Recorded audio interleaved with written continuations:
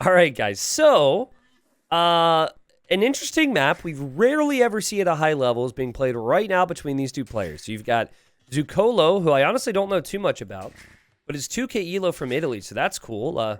Another player joins the small list of solid Italian players in our community. And then in the yellow, we've got Felix Aldi, who I have definitely known for a few years. Typically plays a lot of like arena style maps, but can play on other maps as well. And the other thing I could tell you about Felix is that rarely seen a player like this play random Civ a ton. Typically, it's like a lot of pick Civ, which means that it's a player who says, hey, these are my win conditions. I want to go into each game knowing my Civ. Nothing really wrong with that, to be honest with you. And especially on a map like this, because there may only be a few civilizations that can dominate on a map like Bog Islands. So if you're wondering what on earth these players do in Bog Islands, I can give you an idea of what I think is going to happen. And I can give you an idea of like what the civilizations or why the civilizations were chosen. So as you can see, there's a lot of water. This is amphibious terrain, so you could build on this terrain. Hold on, let me. Okay. You could build on this terrain. So you can place lumber camps or whatever. You can also dock off of the sand region out here. So you could dock here. But you could also dock off of your starting island if you want to. So basically, 95% of the map is water. And so if you were going to have a lot of navy, you would dominate. Like if you had more navy than your opponent, you would probably dominate. And by the way, Felix Aldi is losing this fight. He needs to check the scout HP and toggle back and forth. Otherwise, he's going to lose his scout as the Mongols. It's such a risky fight to take. And he realized, oh, this is going to be so close. Send Naval. Send something. Actually, the pathing might help him here. Okay, Teal decides to run back. All right, so anyways, so Vikings, they can't make fire galleys, but they have cheaper docks, and they have amazing galley production. So, yeah, I think that all that we're going to see this player do is go for basically a water build and dock and make galleys.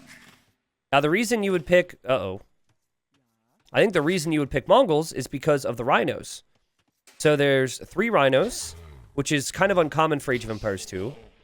And you hunt faster with the Mongols. You do not, however, even though you have a pretty solid navy in terms of options, you don't have really any like feudal age bonuses to work with. So if you like maps that give a ton of diversity in what you see and a tons of options, I wouldn't say that this is necessarily the map to get excited about. Unless we're talking about mid or low elo where players don't truly realize the potential of water just yet. We've seen some low elo casts in my low elo legend series, which have been top tier. Don't get me wrong, but you can see Zucolo is already going to be fishing. So yeah, I personally prefer the Mongols. I personally prefer the Vikings. But if the Mongols can get up lightning quick, that is how they can dominate this matchup. And actually, holy cow, we're going to see the click, and this is why Felix picks the Mongols. Dang. That is super fast. I think 22 pop is what I would normally do for what I would consider a fast water build. That would include a fishing ship or 2. So let's see. Yeah. Okay, so this guy knows what he's up to. This feels like a standard fast uptime if you're going to go water aggression. You know what's fascinating, though, with these water builds is that, at least with Felix, is he's not going to have any fish. But what I like is he doesn't really need a lot of food eco right now. And he, well, hold on. He's going to need more villagers for on gold. Man, he's really at the limit. I don't know. Again, I haven't seen anything quite this fast. Typically, you want to have 4 on gold. And, finish the dock. Finish the dock. Felix! Finish the dock, Felix! Felix! All right, well. If it's any consolation, he's gone up so fast, he wasn't going to be able to afford 2 fire galleys out of 2 docks. That just would not have been possible for him.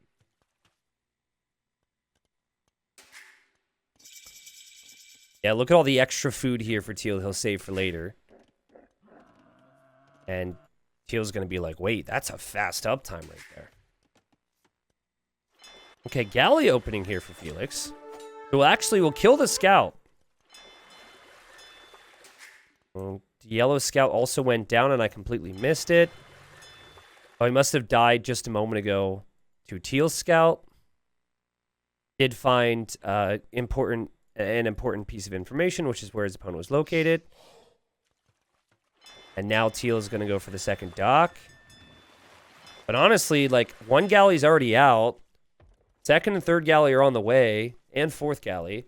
Teal is just now hitting feudal. So I think what you need is you need 3 docks. And or some walls, of course. But going 2 docks is not a great sign. Here comes 1 galley.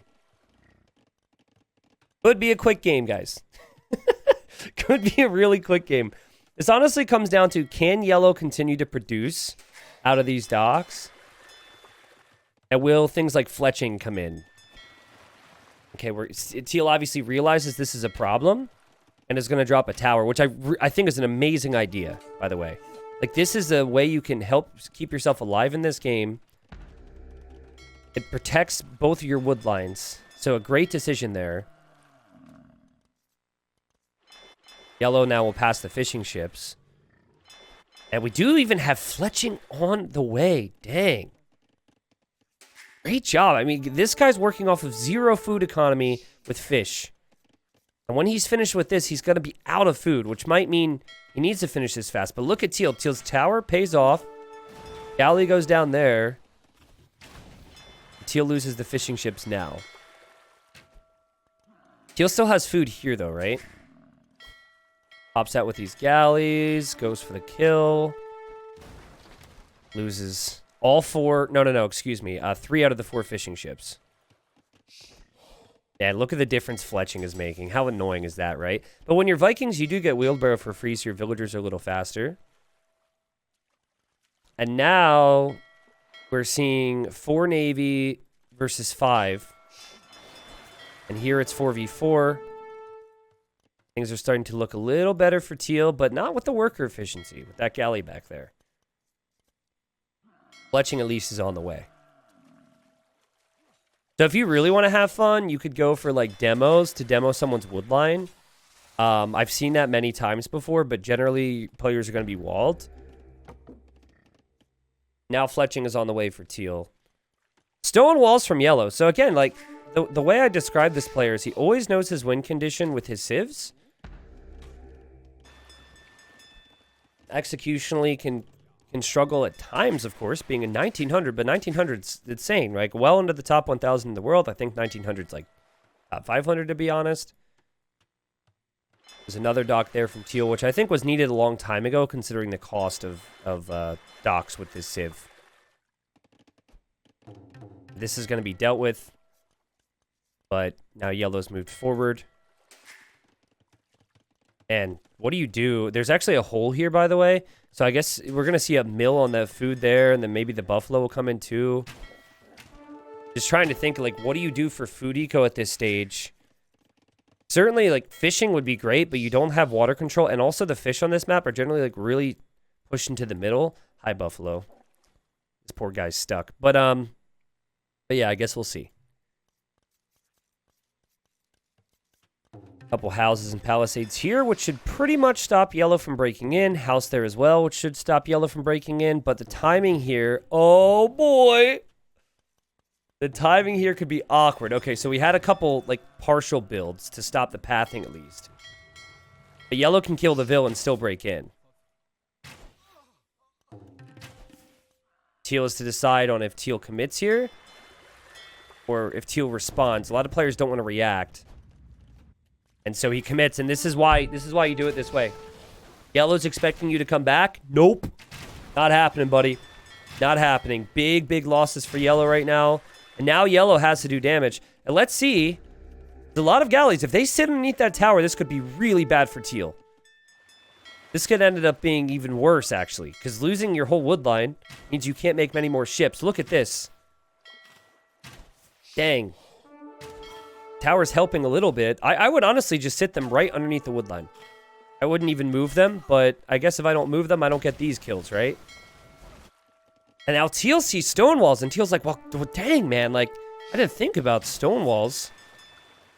stonewalling was a really interesting idea here from Felix Aldi.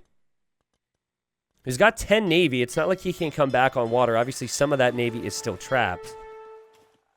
But a pretty successful raid there for the Mongol player, who still is going to need the food to go Castle Age.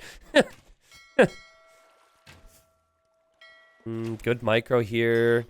Well, not really, actually, because he hasn't popped out yet. Probably microing over here.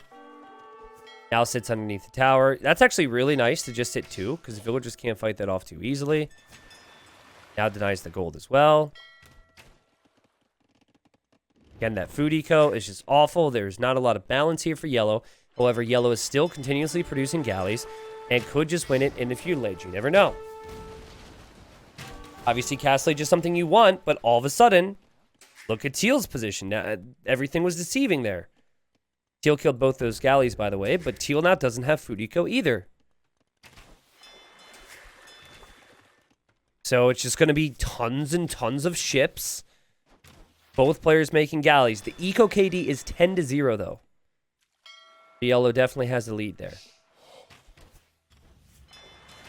This is like being Huang on water. Yeah, it's just so all in.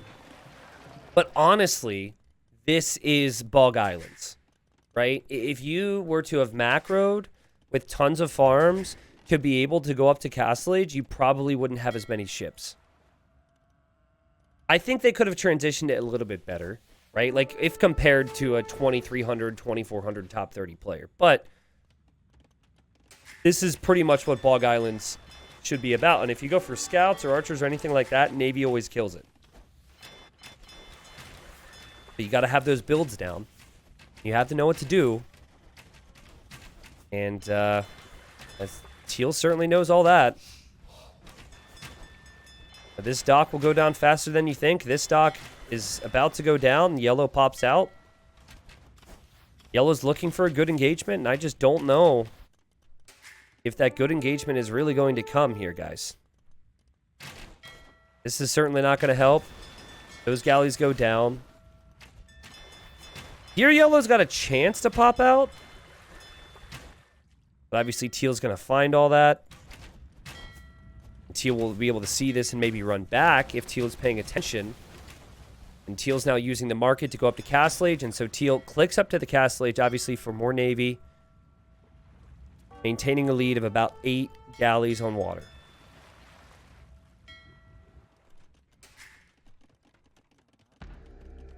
So something that you could do in some cases, like, particularly against the Vikings because they don't get their own fires, is you can open with fire galleys instead of galleys, because galleys in low numbers are much better than fire galleys are much better than galleys in low numbers. So that could have been an option perhaps for Felix, but honestly, I think Felix did early damage with the galleys, and going galleys as opposed to fires gave a bit more long-term in the feudal age. But to kill 10 eco and still be behind goes to show you how strong the Vikings can be, and obviously how good Teal played it as well. The Yellow's never going to make it to Castle Age. Free wheelbarrow, the additional fishing ships which have been added.